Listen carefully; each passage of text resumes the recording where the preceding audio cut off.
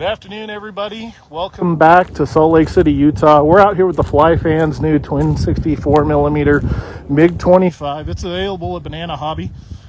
I believe the pre-order price is $390 on it. Expected deliveries for those orders are going to be in early to mid-March, is what I understand. This came straight from Hong Kong. Showed up on my front porch a few hours ago and put it together. Got everything tweaked on it. Build quality, guys, similar to Freewing and FMS, not quite as good. The foam finish isn't quite as good.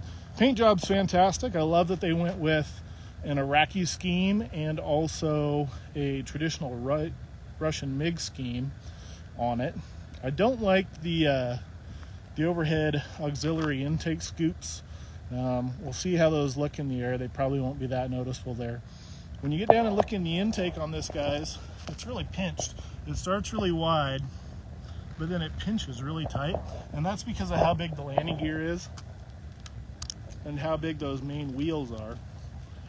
So that's kind of what pinches off the fan. That's probably the reason that they need those auxiliary air intakes up on top of the fuselage where you see them. Other than that, really good looking model, guys. It doesn't have the wing smart connectors. You have to plug in the flap and aileron servos individually each time you take the wings off. Great bright lights on it though. Really cool landing lights on it. They're super bright. They don't retract or anything like that, and they're on the whole time whether the gear is up or down. So looks great though. So anyway, we're out here just outside of Salt Lake City at the model port. It's a public park technically. Pretty nice runway facility out here, about 450 feet long. It's right next to a dump, kind of blocking the view of the mountains out here these days, unfortunately. But we're going to give you the Maiden Flight on it. My buddy Mike's going to film, so here we go.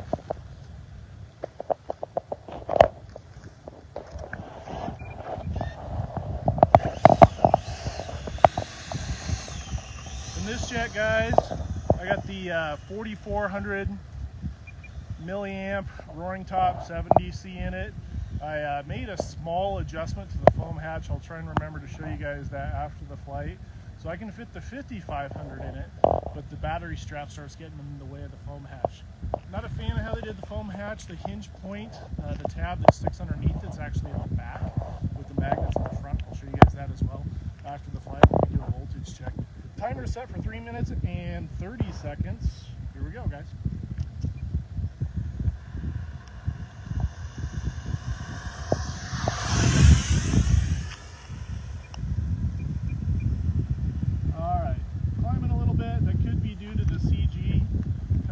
About half throttle, flying great though. About 8 clicks of aileron trim, I think it was. Other than that, it's flying great. It's half throttle on this pass, guys. This is a pre-production unit. It didn't come with a manual, so I had to kind of guess on the center of gravity. The good thing about this model is the battery bay is really far back.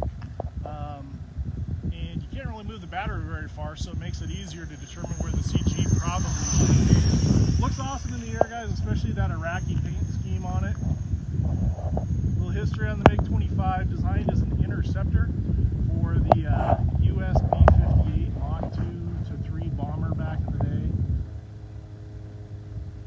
day. It comes with an external centerline fuel tank. Flying great, guys. And it also comes with 4 of the big intercept radar missiles that they would have used to shoot down American bombers with it back in the day. Mach 3 Plus fighter back in its day. Wasn't really made to turn. It's flying great, guys. It's flying really, really good. So I'm going to do one more pass. We'll climb it up. I got a little bit of elevator compensation into the flaps. I don't have the flaps deflecting that much. Not having a manual on it, I didn't want to overdo it. So we'll climb it up after this pass and see how it does. Looks really good in the air. It's not that big, guys, with the twin 64mm. You'd have to be kind of careful in gray skies, I'd imagine. Kind of start blending in. So I'm climbing up on the upwind here over there. I'm going to circle coming directly over the runway. Gear's coming down now. We'll try the flaps, see if it's got any bad pitch tendencies with the flaps. let's take off our approach flaps. Looks like I got it about right. There's a tiny bit of left roll in it, so one flap is probably a little more deflected than the other. It's slowing down pretty nice though with half flaps. I'm gonna try full flaps on this pass, and then we'll set up our touch and go.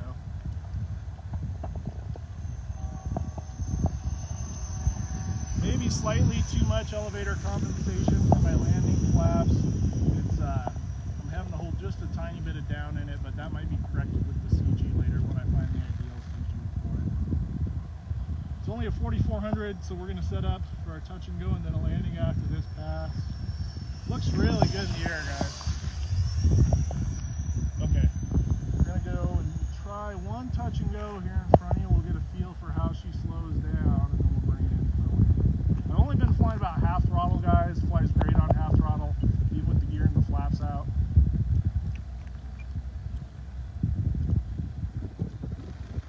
Slows down real nice.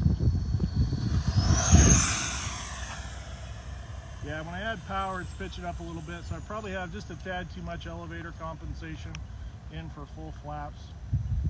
Fly by one more time here, and then we'll set up and land it. Give you a voltage check and show you that battery hatch I was talking about.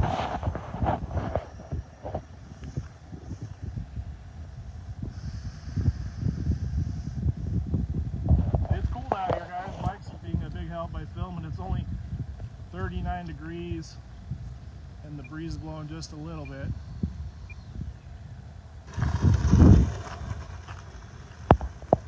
Looked like maybe a little fast for the landing, but not bad for a maiden, guys. It's got pretty stubby wings.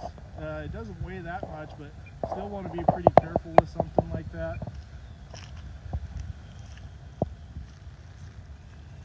Not getting the tip stall by getting it too slow. And as a surprise here, guys, we got two. Got the Russian and the Iraqi one. So throttle cuts on for safety. We'll come over here and look real quick. So on the hatch, it's kind of nice because they use the antenna and it's pretty thick plastic, so it doesn't feel like it'll break off using it as a handle to pull the hatch up. That's nice. What I was talking about that I didn't like is with the length of the battery to the ESC attachment, it's got a XT90 on it stock. I'm running EC5s on mine. It's kind of in the way of putting the tab down there. If the tab was forward like most jets and the magnets at the back, that would make more sense. There's actually room up here to reverse this tab and put the magnets at the back, which I may do at some point here. Let's do a quick voltage check for you guys. Battery seemed to be in about the right location there. Probably experiment moving it a little further aft as time goes on. So the timer was set to 3:30. I went 22 seconds over. It's the 4400 milliamp 70C roaring top. As you can see, the guy's 3.8 a cell. Pretty close there. So great flyer that way. So anyway, as I have more time, I'll post up answers to more questions and stuff in the comments of this video. Again, it's available for pre-order from Banana Hobby. Twin 64mm from Fly Fans. Yeah, I hadn't heard of the company either, but it's a real nice looking jet. I know that they've been trying to bring this airframe to the market for quite some time.